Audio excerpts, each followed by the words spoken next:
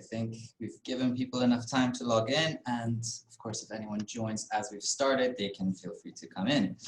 Hello everyone, thank you all for joining us today for the Saudi Agriculture webinar, the topic for which is looking to the future, exploring the potential for indoor, vertical and greenhouse farming.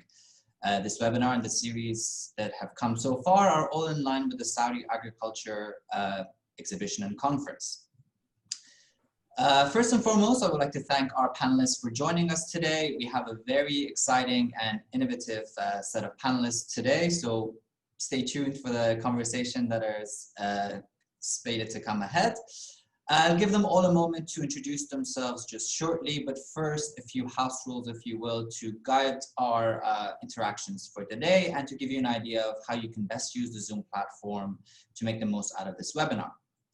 Firstly, my name is Mahyar Brahimi. I'm the conference director for the Saudi Agriculture Exhibition Conference, and I'll be your host for this afternoon.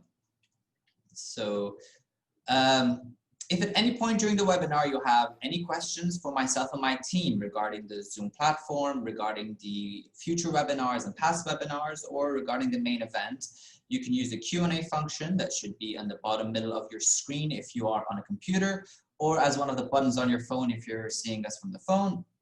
And you can message myself and my team directly and privately with any questions you might have. Now, please do bear in mind that all attendee microphones and webcams are disabled during this webinar, so you will only hear and see from the panel and myself. So as I said, if you have any questions for us, you can use the Q&A function. And of course, I'm sure you will have plenty of questions for the panelists themselves as well, which you can also use the Q&A function to put towards them. Just please specify if the question is to a specific panelist, to the entire panel, to myself and my team, of course, or to anyone else.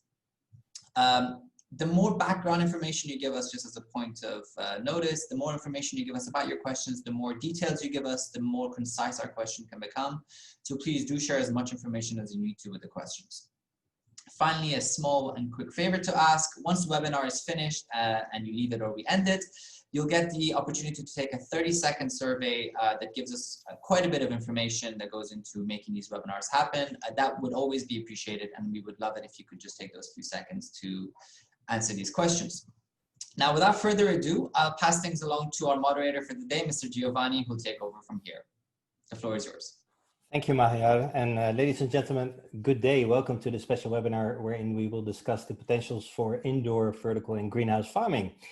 My name is Giovanni Angiolini. I'm a Dutch national with Italian roots and independent consultant, mainly specialized in Middle Eastern affairs, operating from the Netherlands. Last year, I've been appointed by various representatives from the Dutch public-private sector, including the Netherlands Ministry of Foreign Affairs, the Netherlands Enterprise Agency, Dutch Greenhouse Delta, which is an association representing 22 large greenhouse companies, and the World Horti Center and Innovation Quarter. And my role there is to coordinate a task force that focuses on the positioning of the Dutch horticultural sector in the Gulf region, which makes it also special for today. Why the UAE and Saudi Arabia markets have been given priority to this process in order to provide the region with efficient, tailor-made solution to become more self-sufficient, in especially fresh and healthy food production, like fruit and vegetables. Personally, I'm familiar with several Gulf countries.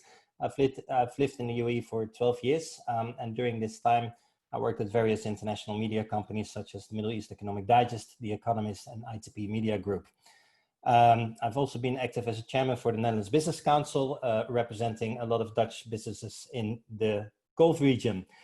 Today's topic is looking to the future, exploring the potentials for indoor, vertical, and greenhouse farming, as I mentioned before. And we want to explore the latest innovations in indoor farming and all the other opportunities with farming, like vertical farming, organic farming, hydroponics. We would like to gain some insights into what the future holds for greenhouses. We want to learn more about the benefits of urban farming for reduced costs and higher efficiency, especially important in Saudi Arabia. We would like to understand what these innovations mean for the Saudi market, especially as they relate to Saudi Arabia's redevelopment of key urban areas. And of course, I would like to discuss these topics with three very important guests. First of all, Mr. Damien Schwarzkachel. He is consulting engineer at Certon. Let me do it differently. Damien, would you mind introducing yourself, please? Sure. Thank you, Giovanni, and all welcome to this webinar. As Giovanni mentioned, my name is Damian Zwartskachel. I work for a Dutch company, Serton. We're based in the Westland area, where a lot of greenhouses are. At Serton, we do a lot of efforts and investments in future developments for indoor farming, high-tech closed greenhouse growing, all with the focus to produce more crops and to use less water. So probably later on we'll tell more about this topic, but I leave it for now with the introduction. Thank you, Damien. It's definitely an important topic to discuss later. Our second guest, and I hope you don't feel in a minority, Rasmus, because there are 3 Dutch people sitting opposite one Danish, if I'm not mistaken. Rasmus Bjengaard, welcome also to this webinar. You're co-founder and CEO of Next Foods. Would you like to introduce yourself? Sure. Yeah, I'm from Next Food. We make vertical farming-based solutions. So basically, we make a decentralized farm, both the infrastructure, hardware, software, and so on. And we also service the farms in such a way that our partners and operators don't need to know the details of the farm. So basically, we remote control the farms. And that's our approach to, if you will, vertical farming. However, we see vertical farming more as a tool, a very important tool in a bigger equation. And that equation is all about changing the food supply chain from farm to fork and from order to delivery. So really all the process steps and all the things that are not the actual growing process is almost as important for us as the actual growing process. Everything around it as well. Yeah. Is it needed in Saudi? I mean, that's for basically, now it was just mentioned, water consumption. We save 95 to 98% water. So that's could be one of the elements. And then the usual, if you will, check boxes for vertical farming, end of the day is needed. I think it's needed all over. Many of the things, such as when you integrate better in the food supply chain, you get much less food waste. We don't use pesticides. We reduce the fertilizer use by more than 75%. So I think these things are always relevant. And then the specific relevance around water is maybe more significant in the MENA region. Thank you. I'll come back to that later as well. I think my third guest today, Yassin Lahiani from Corporate Biological Systems. Ahlan wa sahlan. Welcome, Yassin. The word pesticides is something you may hate there at Corporate Biological Systems, correct? No, that's not correct. We advise even to use safe pesticides in combination with our agents. But maybe let me first introduce myself. Please. So my name is Yassin Lahiani. I'm working for corporate for more than 12 years.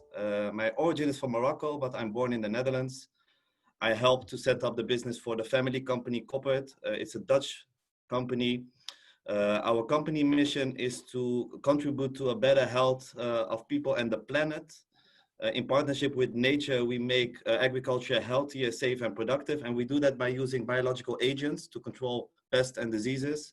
We also produce natural pollinators to pollinate the flowers. And also we use all kinds of biostimulants and microbials, Giovanni. We have been active in the region for many years. The nice thing about our products is you can use them in all kinds of growing systems, from outdoor to vertical farming to greenhouses. So it's really depending on the pest and disease that you have. And that's what we do as a company, Giovanni. Great, thank you very much, Yassin. Okay, let's start things off, gentlemen. What are some of the latest trends and innovations in indoor farming, vertical farming specifically? Damien, would you like to start with that? Yeah, sure. I think we're in a very exciting time of the developments and innovations. At Serton, we have a big, rich history of implementing innovations in horticulture. And most have been focused on better control of growing the crops, and the focus has been on reducing the resources you need to grow crops. And specifically, I'm now talking about food, so fresh vegetables. If we look what we are developing today, besides projects also in the GCC region, for instance, Pure Harvest with the Suprimaire concept, where we implement technology developed here from Holland to reduce, for instance, the gas usage to grow crops. We're using same technology and implementing that in the UAE, for instance, to reduce the pesticides and the cooling need within the greenhouse and to make a greenhouse more closed. So we are using less water and also have a lower carbon footprint within the production, enabling to grow tomatoes, for instance, year-round in a desert area, which is unique. So that's already a big step on the innovation and things that are today implemented in the GCC region. If we take it one step further, what we are developing today and also working on projects in the GCC region, also initiatives in Saudi Arabia, is more the indoor farming, also topic of today. And in the indoor farming, we basically go one step further. We take all the controls, control all the data, make growing recipes, and by implementing cooling solutions, the lighting solution with LED light, you are basically determining every step of the growing of a crop. And with this full control, you are being less vulnerable in your food production, which is essential in the strategy agendas also of Saudi Arabia, for instance, in the Vision 2030 and higher food security, but also this new development of innovations and implementing more technology enables different jobs and makes it possible to start growing literally anywhere within Saudi Arabia or any other country, and develop also an industry from that. So develop knowledge development, create new jobs, and enable production companies to be more nationalized. So it all fits in strategic agenda. So from technical perspective, I think it's very interesting what's happening, but also from strategic and country development, it opens up a lot of possibilities to solve the issues that are currently under discussion. Do you share that opinion, Rasmus? Because you said also like we can control it from a distance, the techniques. I think we lost your mic. Yeah. I think you're still on mute, sorry. Yeah, somebody else did it at the same time. So there we go. So yeah, certainly. I think one of the aspects here is that an important aspect is that we make agriculture, or I would rather maybe call it food production, available to a whole new set of people, because you don't need to know the same things. So one thing is that we can control it, and it's really all about making things predictable, and that just changes the game entirely. We go from a commodity industry over to a demand-driven industry, and we make it possible to have other players in the value chain produce the food, and you don't need to know about the usual things. You need to know about the soil and so on, which often goes in families and in generations. Suddenly it looks more like a manufacturing line, and you need to know about processes and need to have your things in order in that way, and that really changes the game. It's just, it makes sense everywhere, but it just makes even more sense in GCC and in places where normal agriculture, if you will, are having a challenge. So I'm coming more from the north, and there it also makes sense, because again, the parts of the world where everything grows, yeah, that it does, right? So here we have a little bit more incentive to do it in a different way though than in Saudi. Yeah. Yassine, these innovations that we are talking about, you see a lot of changes anyway. Does it also affect the processes of corporate biological systems? Do you have to change your product strategy, especially with regards to the controlling process of pests and diseases like the bumblebee pollination, etc.? Yeah, good question. Definitely, we are following the developments very closely, and we cooperate with many companies that are active in this field. And of course, in combination, Giovanni, what you see now with investing in this new way of farming, you see also that the investors are also really looking on the quality and also the residue-free produce to be offered to the consumers and the supermarkets. Of course, if you look, for example, as vertical farming, when a company is used to use our bumblebees, as you see behind me, they fly differently when they are being used in LED lights, for example, in vertical farming. So we developed special new techniques that we can open and close the hive whenever it's needed. Also, we are monitoring closely the developments of pests and diseases, because I agree with Rasmus that in principle, the pest and disease pressure is much lower than in other types of greenhouses, but we see it now, it's developing very rapidly. We see a lot of projects where also some small developments are being made with pests and diseases. So we expect that in the future, our solutions will also be needed, but we hope it will be done without the use of pesticides in the future, Giovanni. And these bees fly differently. I'd like to know more about that. How do they fly differently? Can you elaborate on that? No, because normally they use the daylight, of course, to fly. They usually come out when the sun comes up, and when the sun goes down, they go back into the hive. Now we need to find a special system to open and close the hive at the right time, at the right place. Because when the vertical farmer, for example, he shuts down the light during a certain time of the day, we need to be sure that the bumblebees are all back in the hive. So what we do, we put a special device that we close the bumblebees from flying out. We give them enough time to pollinate, and then they fly back to the bumblebee hive on time, so that when the vertical farmer shuts down the lights, hopefully the highest percentage of bumblebees are back in the hive to be pollinating again the next day. Okay, thank you very much, Yassine. Damien, you mentioned, like, okay, especially in Saudi Arabia, Indo-Farming is getting a more popular topic, let me call it like that. One of the biggest barriers to entry for Indo-Farming that we often hear of this region is cost. Whether for specialized greenhouses of productive rooftop farms, the cost of setting up indoor farming is generally quite high. From each of the various perspectives on this panel, what would you say the biggest benefit would be to implement them, and what can the long-term implications for this be? Yeah, yes, I can say something about that. I think the definition cost is not the right one. I think first we should basically discuss what's the value of our food to have it accessible. And also where Rasmussen already pointed out that I think with the indoor farming, we're changing the supply chain. So we move the worldwide distribution of food production much more closer to the consumers.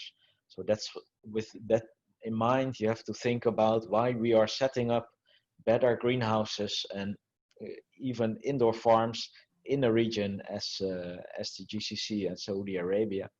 The fork to farmer strategy, right? Yes. So you move closer to the off-taker or to the consumer in different solutions and in different scales.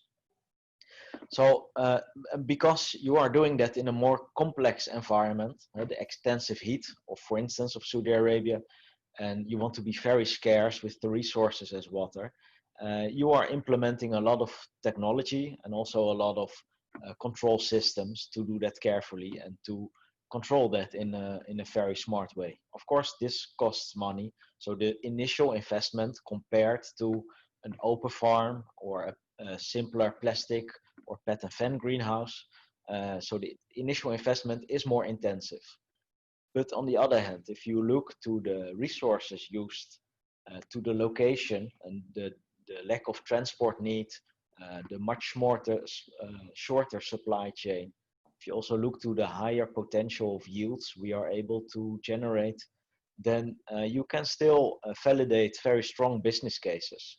But it depends on basically three actors. What we see is, one, the cost of the resources. Second is the sales price of the produce. And thirdly is, of course, say all the softer environmental conditions and location and possibilities of resources. And then you can come to conclusions that in some cases the indoor farm doesn't work for you, or that it does work, but you need a bigger scale to make it feasible.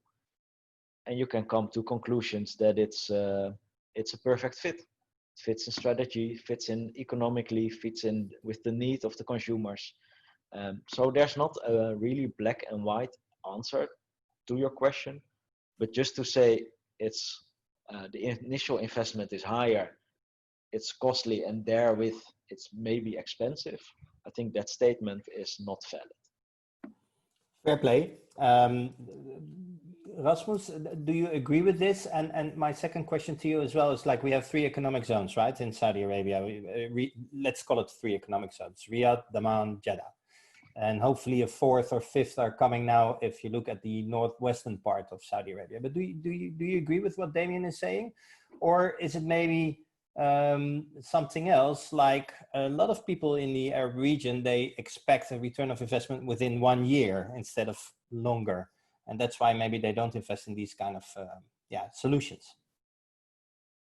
I think we're getting close to that, actually. But it's the interesting part is exactly the return on investment. The rest is just financing. So I'd look at the entire supply chain, and where we really see the benefit is when our partners do that. And those partners can be, typically for us, it's typically retailers or food service companies. And what they, so some will look at it and say, like, okay, I'm used to get this, so I just want to get the same, but now from a different source. And then you could easily get in a situation where you basically rig the setup to not really take the benefits out.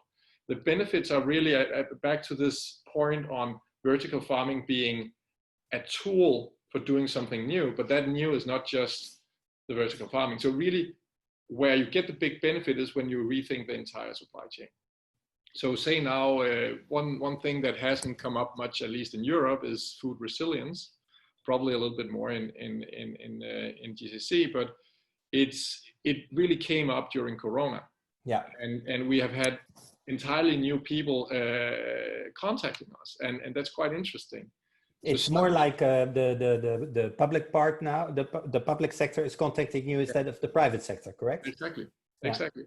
And if you would go to the food authority's website and see rules and regulations, many things have been put out of force just to ensure that during Corona we would have food on the shelves in the supermarkets, because that's one thing you don't want to have, missing food on shelves in supermarkets. That really panics people for good reasons, probably. And here we have something that is so much more resilience and can do other things, and especially in zones like the cold and the warm zones, you can have a secure supply of crops that are otherwise not possible to get. Like where I am right now, if we want local food, it means basically cabbage 8 months of the year, right? So it's yeah, I'd like something else than that, right? So I think we really have to rethink the entire way we do food. But of course, the immediate thought is, what is the cost, and is this something that is feasible from an economic point of view? And I totally think it is, and I think there's a great opportunity that we would miss out on if we only think about how do I replace my iceberg salad with the same within a year. So then we probably will not reach a result for vertical farming. You really have to see the bigger potential in it. Yassine, can you elaborate on that? Yeah. Cost is a very difficult subject, of course, because you always need to compare it with, of course, the benefits versus costs, of course. But you see globally, there's a tremendous change coming also from governments, but also from consumers and supermarkets and retailers. They are requesting more year-round reliable supply. They are demanding high quality standards. But on top of that, you see also the need for more safe food. Food safety is becoming more and more an issue globally. So with all these demands coming from the markets, you need different techniques. You need different type of growing practices. You need special systems to control all these systems. And so I think at the end, the consumer and the supermarkets, they will set the standards together with the governments, what need to be produced. So at the end, I think the investors will jump into this opportunity that will come from many markets in the GCC. And I think we need to be ready to support these investors to supply them with the right technology to be successful in their supply to the supermarkets, Giovanni. Making sure that you don't generate waste, of course, I assume. Of course. Okay. Well, we spoke about it before. The government is now interfering a bit more, it looks like. I mean, especially the Kingdom of Saudi Arabia, they already have some very ambitious and aspiring plans for the decades to come as part of the Saudi Vision 2030. We know that they have been working with regional and international organizations to establish and promote sustainable agricultural development and conservation of natural and environmental resources. At the same time, they work on quite a lot of new projects. We know about the Red Sea Development Project. We know about NEOM. Do you think even the development of these kind of projects where a lot of tech is required will also change the world in agri-tech, Damien? I think because it is not an on itself standing topic. We produce food and make these solutions to bring the food to the people who live in the cities. So if you think of a new city as NEOM, then basically you can do it all over again, but then with all contemporary technologies and also with a much stronger focused sustainability mindset. I think all the tools are on the table to approach it like that. I think the ambitions are on the table to approach it like that. We just need to make the plan and do it. So I think, yes, we can. Yes, good to know. Rasmus, you agree? I definitely think that this is an urban technology. We are in a situation where we're already an urban species. More than 50% of the population in the world live in large cities, and this is growing. So we're growing in numbers, but we are also seeing more and more people moving into cities. And simply, it's quite simple. It just doesn't add up. We must do things radically different. And this technology is not the silver bullet that solves everything, but I think it's definitely one of the bullets that will be part of the solution. And I think we should see it also in now today we can do this, but what can we do in 5 years? And things are moving extremely fast. So I'm being in this field, I'm actually taking a little bit, I'm surprised how fast it's moving. So if you think about things in building a new city and thinking in as a government and as a state where you have a longer view to things, this would definitely, okay, I'm super biased, I know, but this would definitely be something I would look into, not only for the short run, also for the short run, but definitely for the long run, to be sure that this is established and that the whole infrastructure is made for this. And the nice thing here is that you can actually make a lot of things simpler. I think that it's basically a digitalization of the least digitized industry in the world, which is agriculture. And there's so many other things. It's such an exponential technology. So there's so many other things that come along with it. And that's what I mean with a little bit longer perspective, that we will see different crops that are specialized for and optimized for indoor agriculture. We're already seeing that. We'll see new ways of trading and new ways of new ecosystems around it. And to me, this looks much more like the development of the internet than it looks like agriculture. So we see this as food technology rather than agricultural technology. Okay, and some of them relate to the key goals of the Saudi Vision. New ways of trading, do you mean like e-commerce or? Yeah, suddenly we will know exactly what is available on a given date.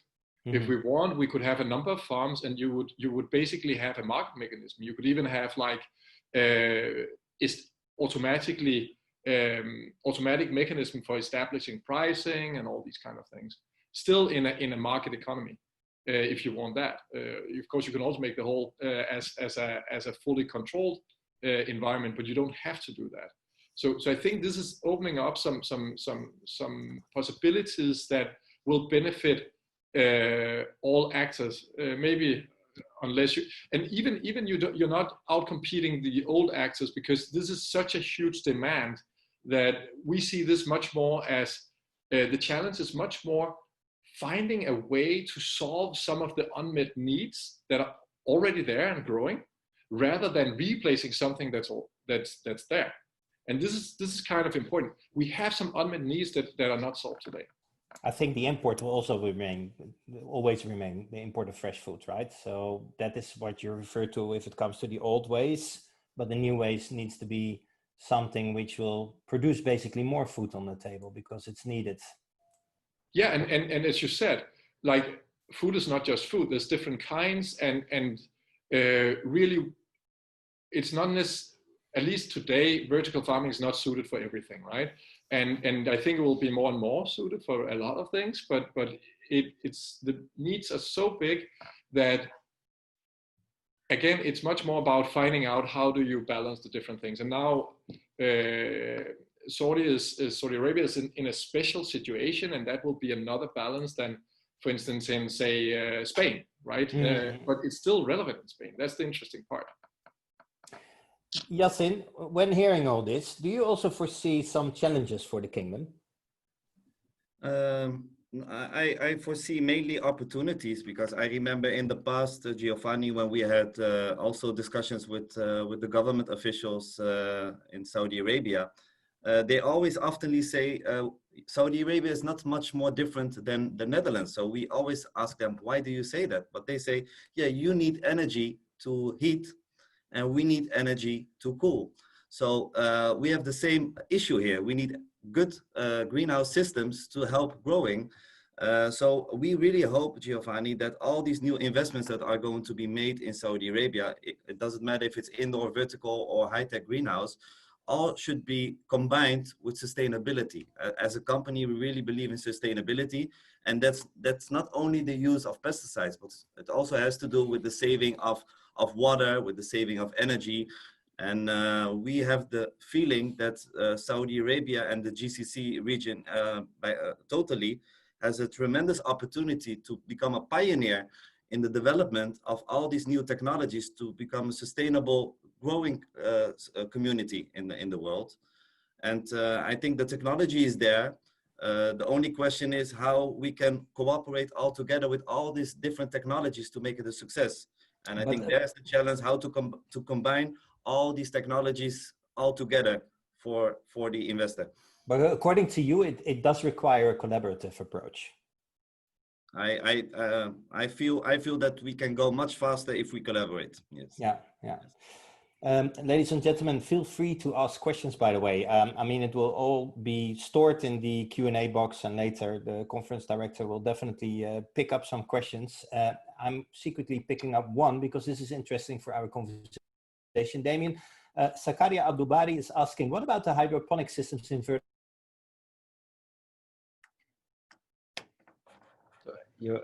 I missed the last part of the question. I'm so sorry. I will start again.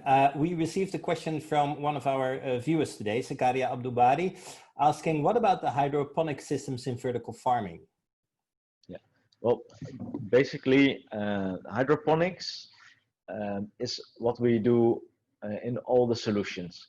For us, the definition of hydroponics is reusing the water you've already put, clean it, disinfect it, do the treatments with fertilizers, and then reuse it. There's different ways of distributing the water, aeroponic, hydroponic dripping system, NFT system. So there's a lot of different technical solutions. But the beauty of the thought is that we take the crop production out of the soil, and with that we can reuse the water cycle. If we move into an indoor farm, we even can collect all the evaporated water from the crops that's condensated in the cooling process, and we can reuse that again. So the water footprint is very small. With certain crops, we're just around 1 liter per square meter in production. So the benefit from open field to greenhouse to closed greenhouse to indoor farm is impactful on the water consumption. Rasmus, it's very important water consumption in Saudi Arabia. Does your company bring kind of solutions to that issue? Or do you recognize what Damien is telling with regards to Certon solutions? Yeah, I think that is the main points, what Damien says. Then there's, then you already with these kind of solutions so far in the improvements. And then there's a few variations on the hydroponic techniques. We use one called Aeroponics, which is a little bit more complicated in terms of technology, but that's not really our operators' problem. So that's why it's often not used in simple greenhouses, because you need to actually have a system that can handle it. But that's what we build, and that uses even less water. So it's technical details I'm happy to go into, but technical details on how that works. In fact, the roots hang in the air inside boxes rather than being in water. And it's a technique that has a bunch of different advantages. One of them being that it uses even less water. Does it apply for specific crops or anything? No, you can use it for anything really. So it's any crop can, even trees, and anything can grow in it as such. Really it's, you have a number of different variations of the hydroponics, and this is known to be the more efficient and more water saving one. But I want to be fair and say, like, just other hydroponic techniques are also very, very saving as well. Can you elaborate on that? What kind of techniques are you talking about? Yeah, so there's different, the typical ones are neutron film technique, where you have a trickle of water coming through. There's deep water technique, where there's like standing water. And then there's ebb and flow, there where you flood it at regular intervals. And then there's the aeroponics, which is a little, more on the, it's a little bit different. It's called aeroponic because the roots hang in the air. So there's no water in there. And there's a system that vaporizes water and nutrients in very, very fine droplets, like 50 micrometers in size, that can go straight into the roots. So you use almost no water. And then of course you also recycle whatever drips off. But this technique, when you perfect it, can give you roots that are like these very like pong roots that are like very fine, and you get a huge surface that enable you to grow very fast and very well controlled. So we can really control down to the seconds and to the milliliters how much is dosed to the plants. And that's an advantage in many ways. There's also other advantages, not having water lying around. You don't have as many problems with nutrient gradients through your system. But yeah, that's some of the advantages. We also have, it gives us some advantages also in not having a vector for disease and these kind of things. That's the reason we use it. I hope you're not out of business then, Yassine. No, and I'm joking, but these techniques, I mean, they will affect then also how bumblebees react to it, correct? Or yeah, no, because just to be honest, I'm now at the head office. I discussed with our technical team again about all the developments, again, for example, in vertical farming. And what I just explained also earlier now is that the bumblebees are needed also for vertical farming, for example, because you yield increase. So when you want to produce tomatoes or you want to produce strawberries, you need pollinators, and bumblebees will be one of the, I think, most interesting pollinators to be used in vertical farming in the future. Only you need special technologies, as I mentioned before, how to steer the bumblebee into the right direction. And I think we made quite some progress. I know that even Corporate collaborated with Certon in the Netherlands in this field, and the results are very good.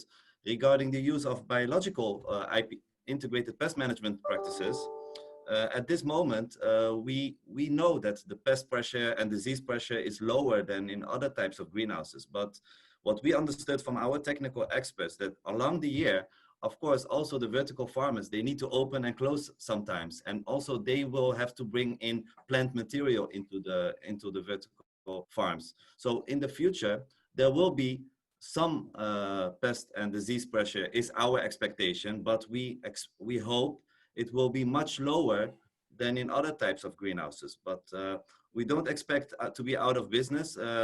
We think that it will be a new way of controlling the pests and diseases, Giovanni. Thank you. Looking at the time, we can go a bit further before Mayor will take over with the official Q&A. I do want to take one other question we already received through the chat box from, let me see, yeah, Ahmed Abdelaziz Ahmed. How could I use hydroponic, the feedback of irrigation water, even that water include chemicals, maybe desires too? Damien, well, let me see if I can understand the question. How could I use hydroponic, the feedback of irrigation water, even that water includes chemicals? Yeah. Well, I think for any greenhouse, the starting quality of water matters a lot. Even for, say, more traditional farms, if the water is too salty with a high EC, it's not suitable standard for all variety of crops. So often at the farms, you see reverse osmosis installations put in place to treat the water, to take out certain elements to make it suitable. If you talk about the recycling of the water, and I think that's what the question is about, then basically I could assume that say the poisonous chemicals have been taken out already to start with. Otherwise, you give the crops really a hard time. But at that moment, we are measuring more the fertilizers that are still as a residue in the system. In this case, that would be any hydroponic system. So where we measure, okay, there are certain elements of salt or iron or other elements still left. So we measure that, we can mix that, balance that, and we can also take some out, so do a new reverse osmosis, and then those balanced the new set of fertilizers again. So I don't think there's a problem there. That's more, okay, what's the starting quality of the water and how do you design the system and do you operate that? I think this is common practice. Well, we've looked to a lot of solutions now. Rasmus, you already said it's needed in the area. It will definitely not push away the alternative methods or the current ones, basically. The key urban areas in Saudi Arabia. We discussed the 3 economic zones and the 4th one coming up if we look at the northwest of Saudi Arabia.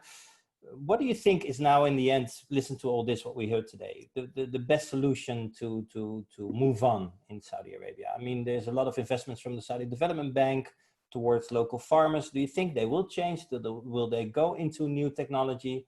Are they able to absorb, let's say, the knowledge we can share with them from the north, as you said before?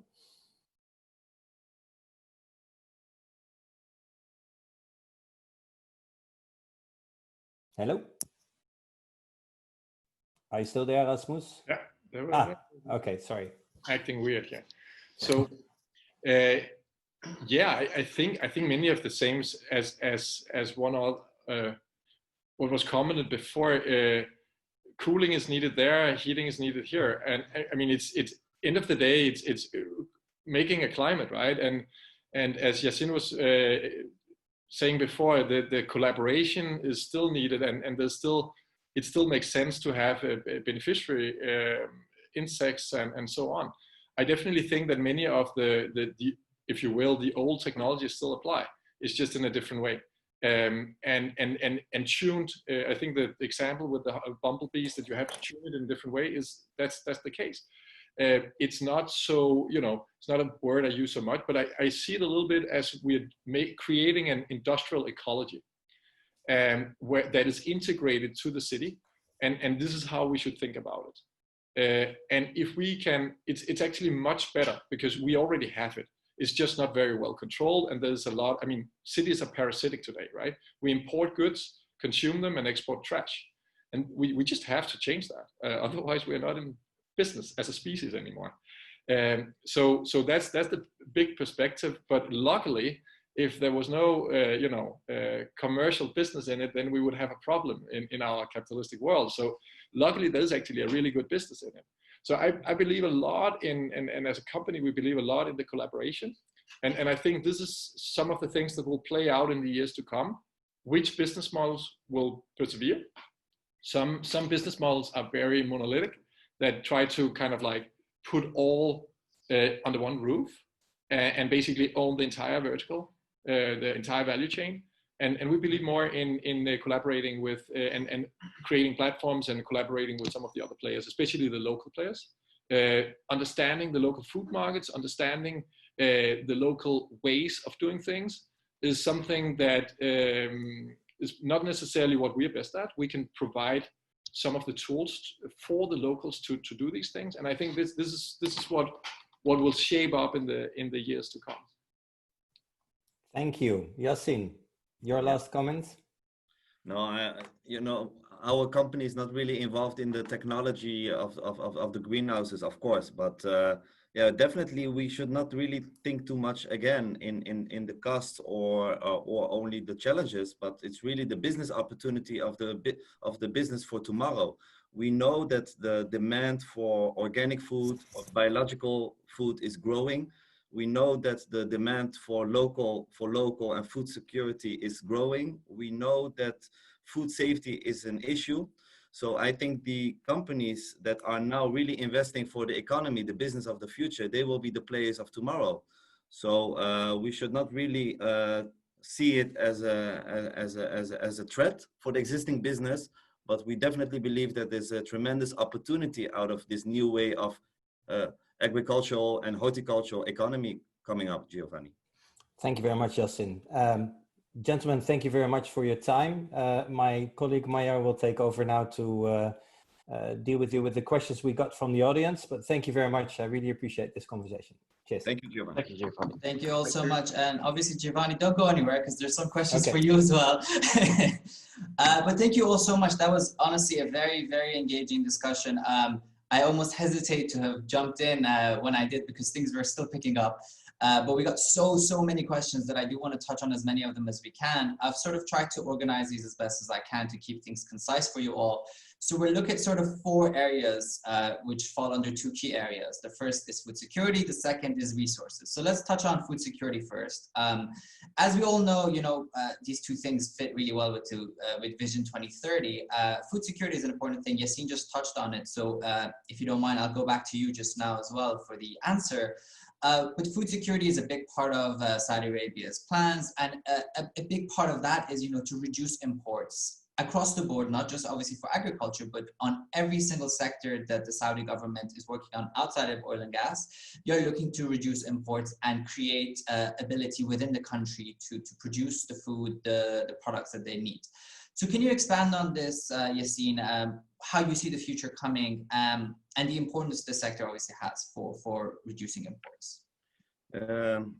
I think the sector really needs also support and guidance from the local governments, because as a grower, when you really want to grow fruits and vegetables on a sustainable way, and when you want to grow local and you need to compete with neighbors that are putting other standards, it's an unfair competition that you are creating. So in order to really make steps on local food security and food production, the governments should hopefully make a guideline of how to protect also the local farmers to invest and increase the local food security. So I do believe, Maya, that the government will play a tremendous role in setting up the guidelines for local growers to invest in local production, Maya. Yes. Great. Giovanni, I see you nodding your head here and there. Do you want to expand as well? Jump in. What are your thoughts, you know, obviously having worked extensively in the region with partnerships with the government as well? Well, what we notice right now, I mean, as mentioned during my introduction, I mean, we are now trying to position the Netherlands horticulture sector within the Gulf region. And what we notice is that if you look at the large-scale projects, you have to talk to the government. And especially also what Rasmus mentioned, and I think Yassine and Damien mentioned it as well, you see the increasing demands, especially during COVID-19, right? From the government focusing on their local food policy, on their food security policy. And they don't want the short-term thinkers anymore. I hope I say this correctly. Why? They like to deal with parties right now who, first of all, can offer the total fork-to-farm solution or farm-to-fork solution, however you want to call it. And second of all, with suppliers, not only the greenhouse or the vertical farm builder, but also the suppliers, the people who can share the technology, the knowledge, etc. You have to manage the people who are running such a project. You know, you have to explain to them why you have to run a greenhouse or a vertical farm in a specific way, and to follow the demands that has been mentioned before as well. And to do so, it requires a long-term business relationship. And I think personally, the only one who really understands that matter is the government. Why? With full respect for the private parties, but they still focus on the commercial side. You know, short-term thinking, they want to make an easy return of investment.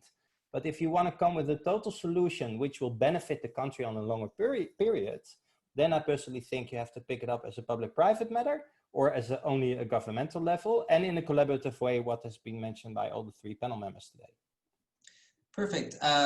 Very concisely put, and I think a lot of what you just said fits very well with what our speaker from the last webinar mentioned from MIWA about the government's plans to really do basically collaborate and create opportunities for PPP projects, essentially either helping with regulations or even with financial support to the private sector. Now, that's mostly for current cities, for the urban regeneration of Riyadh, Jeddah, and the key economic zones. But when we're talking about new cities like Neom, like the Red Sea development, like a lot of the projects that are coming up in Saudi Arabia, it's less about sort of making things work, and it's more about how technology can sort of help everything become more self-sustaining and generally sustainable as well.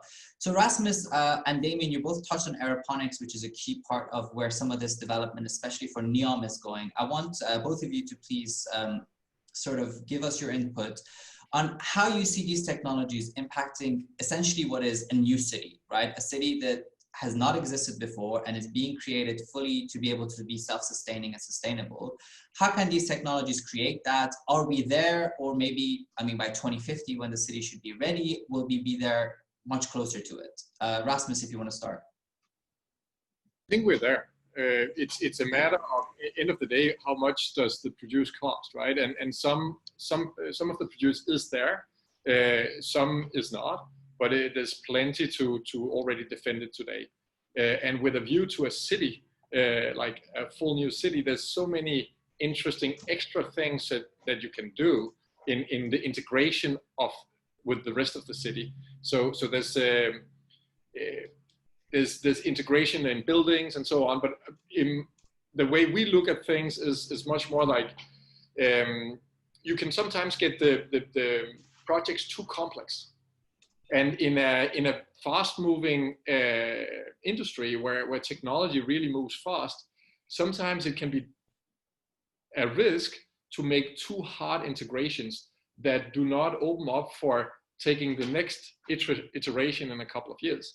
So I think I would definitely recommend looking not only at what can we do today, but how can we develop this also in the future. So you can really make something that works today is commercially viable today, but also acts as a platform for the next generation. And that I think by taking that position, you can also create a lot of knowledge and other types of value, expertise in that city, right? So in the city that would choose to do so. I think that this is it's a benefit on the agricultural or food side, but also on the technology side. So it goes hand in hand. Great. Damien, you want to jump in? I think we did talk about this quite a bit a few times when we had chats, but let everyone else know what your thoughts are as well, please. Yeah, I think I agree with Rasmussen. So the production basically for a lot of crops, say leafy greens, strawberries, raspberries, tomatoes, cucumbers, done today. But I think if we look one step further, robotization, we're working hard on implementing that. So because in a new city, there will be also a different demographic, different skilled people, different interest. So interest in this new high-tech Indo-Farming needs to develop. So, well, of course, we with the data, autonomous growing, we have a lot of tools to make it more independent. And with these tools, we can also start producing much more in a lean way. So if somebody buys a tomato in the retail, then it's picked on forehand with all the algorithms. So we know exactly what to produce when. Also to the, maybe if we look to the future, that the food is not just functional food, but it becomes medicines. So we develop tomatoes with, for instance, with higher vitamin C levels by dosing UV levels. So there's a lot of potential. And well, we have to think then about what would that mean for these new cities if these functionalities can be embedded.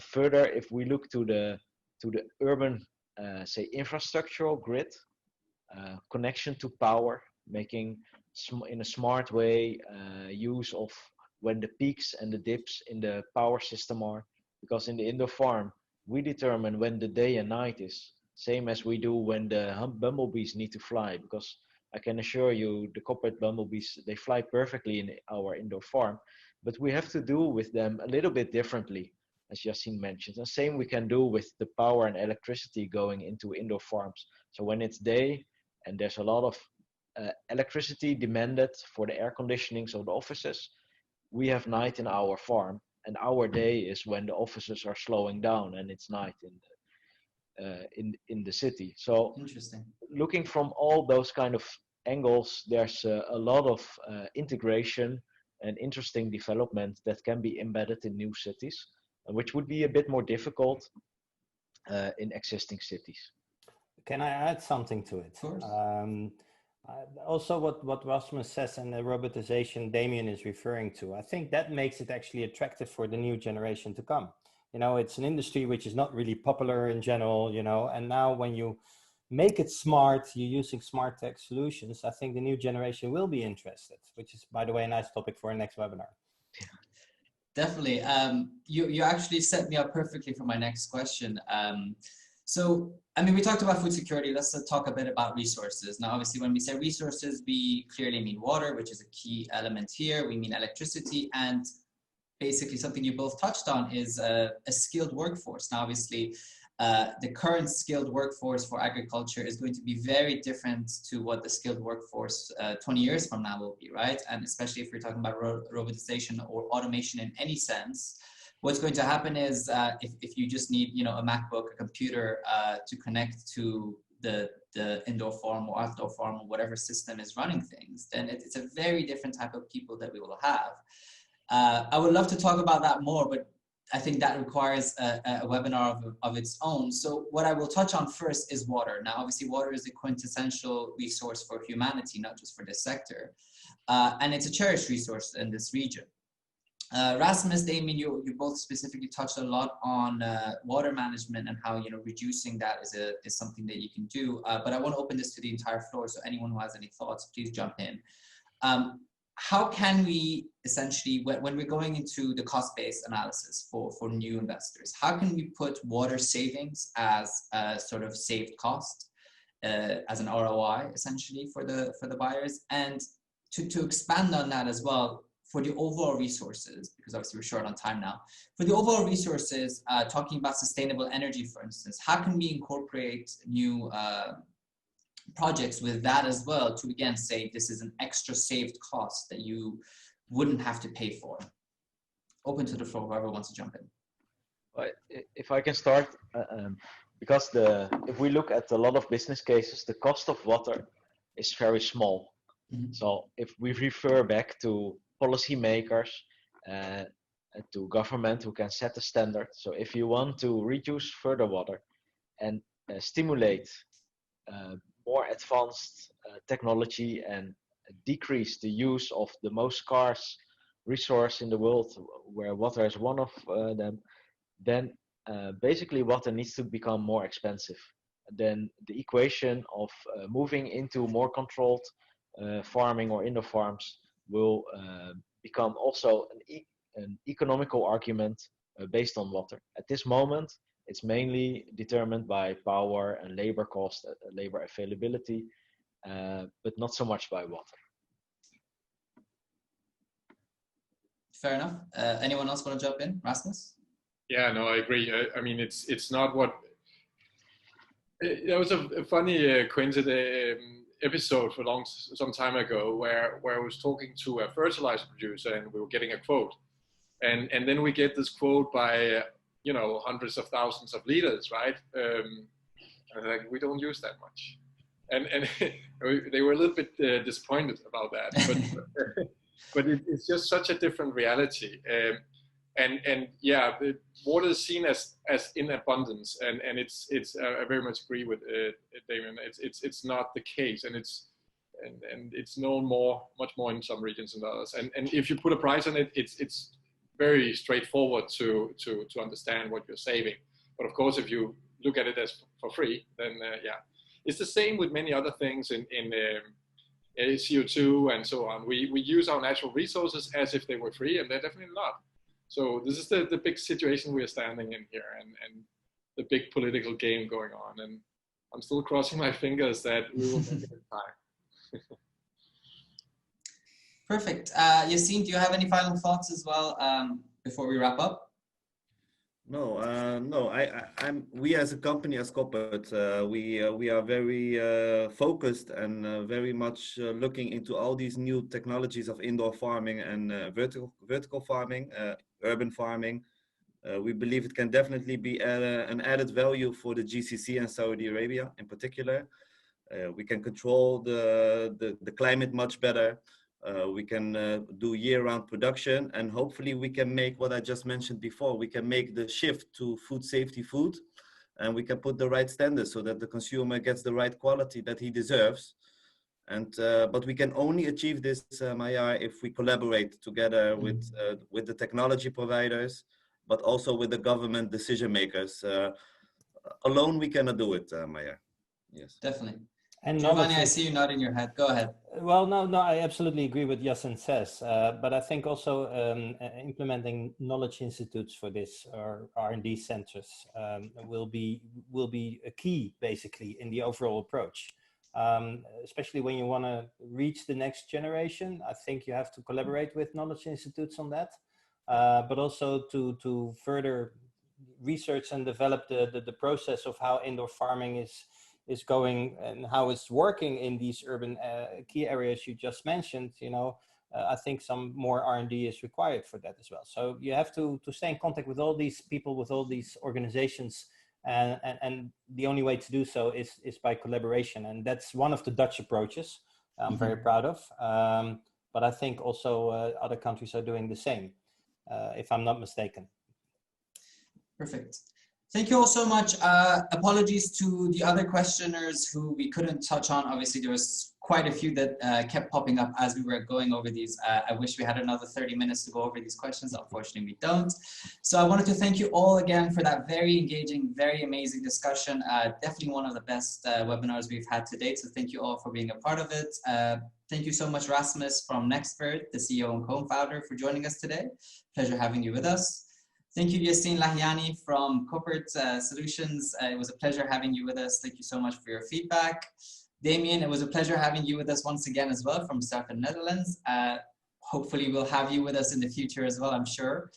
And of course, last but definitely not least, Mr. Giovanni, I'm certain we'll be collaborating again in the future on other projects and other webinars. Thank you so much for that phenomenal job moderating the session. I appreciate your time. Ladies and gentlemen, that's it for us today. Thank you all very much for being with us today for this webinar, the third installment of the Saudi Agriculture webinar. As I said in the beginning, if you could just take 30 seconds to answer our questions just in a few seconds, that would be much appreciated. And we hope to see you with us in the future. All the best. Thank you.